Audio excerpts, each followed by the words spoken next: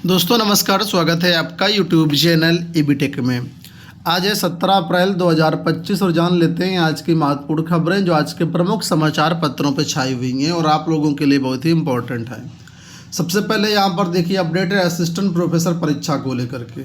आप लोग जानते हैं कल 16 अप्रैल को इसकी परीक्षा संपन्न हुई 2 पालियों में और आज भी 17 अप्रैल को 2 पालियों में इसकी परीक्षा है। तो कल जो पेपर हुआ उसमें कैसा क्या रहा, क्या स्थिति रही, पेपर कितना इजी था, कितना कठिन था, उसके बारे में देखिए यहाँ पर बताया गया है कि जीएस पर पकड़ से असिस्टेंट प्रोफेसर की राह होगी आसान। अशासकीय सहायता प्राप्त कॉलेजों में 910 पदों पर भर्ती को पहले दिन 52 केंद्रों पर हुई परीक्षा और पहले दिन की परीक्षा में यहाँ पर करीब 55% अभ्यर्थी जो है उपस्थित रहे हैं और करीब 45% अभ्यर्थी जो है यहाँ पर अनुपस्थित रहे हैं। ठीक है, किस ज़िले में कितना रहा है प्रतिशत उसका भी यहाँ पर पूरा डेटा दिया गया है।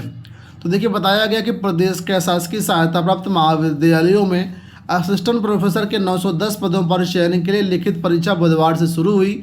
सीएवी इंटर कॉलेज से परीक्षा देकर के निकले संस्कृत विषय के अभ्यर्थियों की माने तो संस्कृत के प्रश्न पत्र बहुत ही आसान था। दूसरे शब्दों में संस्कृत का पेपर निम्नतम स्तर का था और मेरिट सामान्य अध्ययन से ही बनेगी। परीक्षा के दौरान आयोग की अध्यक्ष प्रोफेसर कीर्ति पांडे, सचिव मनोज कुमार और परीक्षा नियंत्रक डीपी सिंह आयोग परिसर में बने कंट्रोल रूम में सभी केंद्रों की निगरानी करते रहे। तो कुल मिलाकर के पेपर जो है जीएस का पेपर बात करें, क्योंकि जीएस तो कॉमन पेपर था, तो मॉडरेट पेपर बताया जा रहा है। ठीक है, बहुत ज़्यादा कठिन नहीं बताया जा रहा है।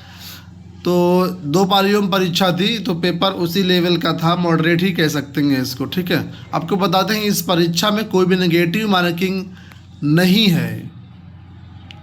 आज यहाँ पर इन विषयों की परीक्षा जो कि आप सामने स्क्रीन पर देख सकते हैं और जैसा कुछ होगा चैनल के माध्यम से आपको अपडेट कर देंगे।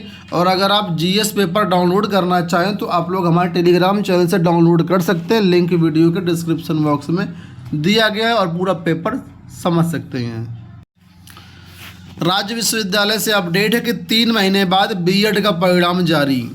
राजकीय विद्यालयों में प्रवक्ता और एलटी ग्रेड भर्ती की सुगबुगाहट के बीच रज्जू भैया राज्य विश्वविद्यालय ने बीएड कर रहे 10,000 से अधिक छात्र छात्राओं के तृतीय सेमेस्टर का परिणाम बुधवार देर शाम जारी कर दिया।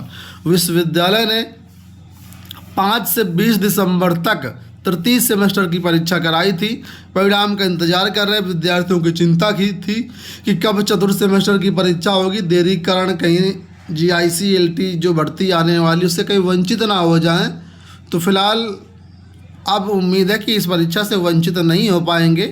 ठीक है, और इसके लिए जो तृतीय सेमेस्टर का परिणाम है वो जारी कर दिया गया है। एलटी ग्रेड और जीआईसी प्रवक्ता दोनों को मिलाकर के तकरीबन 9,043 पदों पर वैकेंसी आने की संभावना है। इसके साथ ही प्रोफेशनल डिग्री के लिए जो है उसमें यहाँ पर आपको बीएड नहीं लगेगा, जिसके बारे में यहाँ पर बताया है और कल एक वीडियो मैंने अलग से बना दिया हुआ है। ठीक है, कि कंप्यूटर और कला में बीएड नहीं लगेगा, लेकिन उसके लिए क्या क्वालिफिकेशन होनी चाहिए, क्या आपका एग्ज़ाम पैटर्न रहने वाला है और सिलेबस क्या होता है। तो अगर आप जानना चाहते हैं तो आप उस वीडियो को देख सकते हैं। यहाँ देखिए अपडेट है कि अब सभी ग्राम पंचायतों में बनेगा आधार, रुपयों का होगा लेन देन। कॉमन सर्विस सेंटर सभी ग्राम पंचायतों में खोला जाएगा, आधुनिक सुविधाओं से ये लैस होगा और सभी ग्राम पंचायतों में अब आधार कार्ड बनेगा। ग्रामीण अपने गांव में नकदी जमा निकासी कर पाएंगे, टेलीमेडिसिन के जरिए अच्छे चिकित्सक की सलाह ले पाएंगे। तो फिलहाल ये यहाँ पर सरकार कह रहे हैं कि अब हम सभी गांवों में सीएससी सेंटर खोलेंगे और वहीं से आधार बनेगा। अभी आधार के लिए दूर जाना पड़ता है, आधार सेंटर बहुत कम है, अब सीएससी से भी बन पाएगा, ऐसा यहाँ पर इन्होंने बताया है। यहाँ देखिए अपडेट की अनुदेशक भर्ती का परिणाम जारी न होने पर भड़के अभ्यर्थी, एससीवीटी का किया घेराव। राजकीय औद्योगिक प्रशिक्षण संस्थान यानी आईटीआई में अनुदेशक भर्ती के अभ्यर्थियों ने बुधवार को एससीवीटी का घेराव किया। परिषद के निदेशक कक्ष के बाहर घंटों तक अभ्यर्थी बैठे रहे। विभाग के अधिकारियों की ओर से संतोषजनक जवाब न मिलने पर नाराजगी जाहिर की। हालांकि प्रशासन के समझाने के बाद देर शाम को इको गार्डन के लिए रवाना हो गए।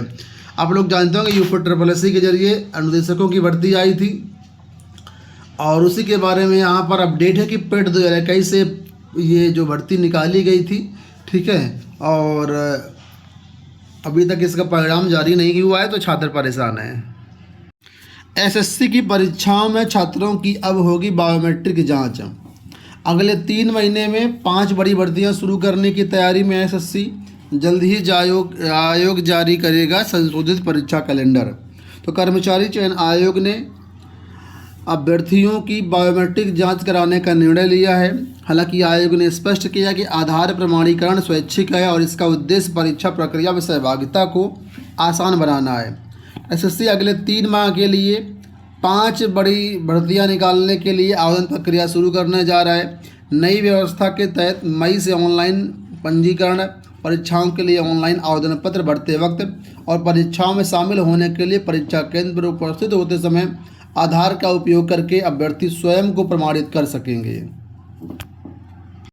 उत्तर प्रदेश लोक सेवा आयोग से अपडेट है कि उत्तर कुंजी जारी न करने पर उठे सवाल, क्या छिपा रहा आयोग। पीसीएस प्रारंभिक परीक्षा 2024 की उत्तर कुंजी जारी न करके लोक सेवा आयोग चौतरफा घिर गया है।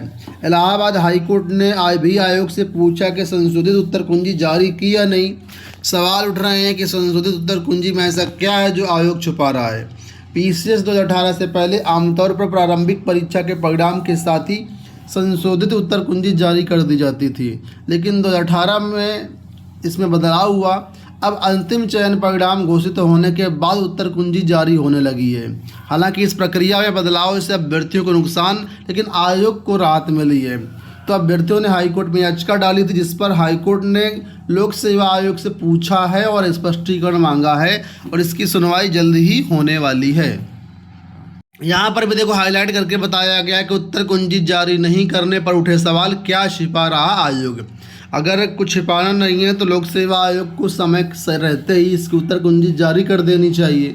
लेकिन ऐसा क्या कि जब पूरी भर्ती प्रक्रिया कंप्लीट हो जाती है उसके बाद आयोग ये फाइनल आंसर की जारी करता है। इस पर बहुत ही प्रश्न चिन्ह उठ रहे हैं। जो लोग राजकीय इंटर कॉलेजों में आउटसोर्सिंग पर नौकरी चाहते हैं भाई, उनके लिए अपडेट है कि करीब 14,500 रुपये यहाँ पर आपको मानदेय मिलेगा। और यहाँ पर संविदा भर्ती जो है आने वाली है। अब किसमें संविदा भर्ती है वो देखिए।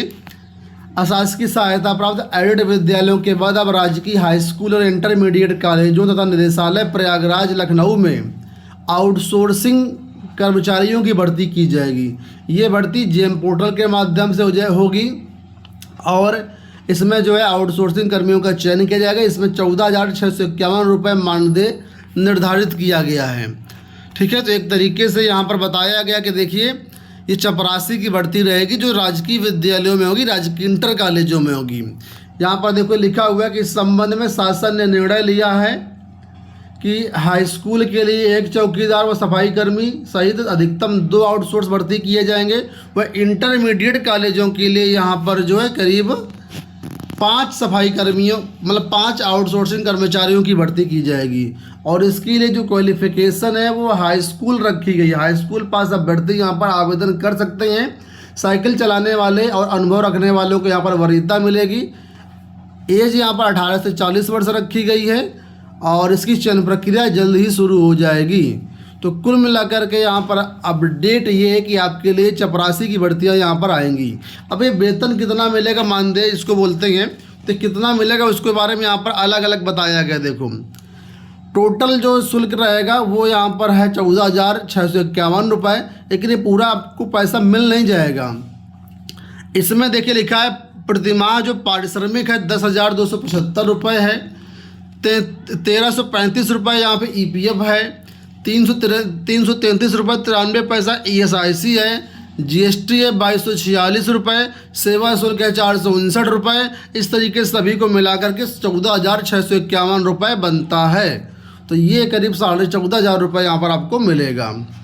तो अगर आप इसमें इच्छुक हैं और चाहते हैं कि इसकी अपडेट हम आपको देते रहें तो चैनल को सब्सक्राइब कर लेना। जब भी इसकी कोई अपडेट आएगी तो चैनल के माध्यम से हम आपको ज़रूर अपडेट कर देंगे। जिलेवार इसमें भर्तियाँ निकलेंगी, एक साथ भर्तियाँ नहीं आएंगी। तो जहाँ की जिस जिले की भर्ती आएगी तो हम आपको अपडेट कर देंगे और टेलीग्राम पर इसकी सूचना दे देंगे। तो टेलीग्राम को ज्वाइन कर लेना। इस वीडियो में इतना ही, धन्यवाद।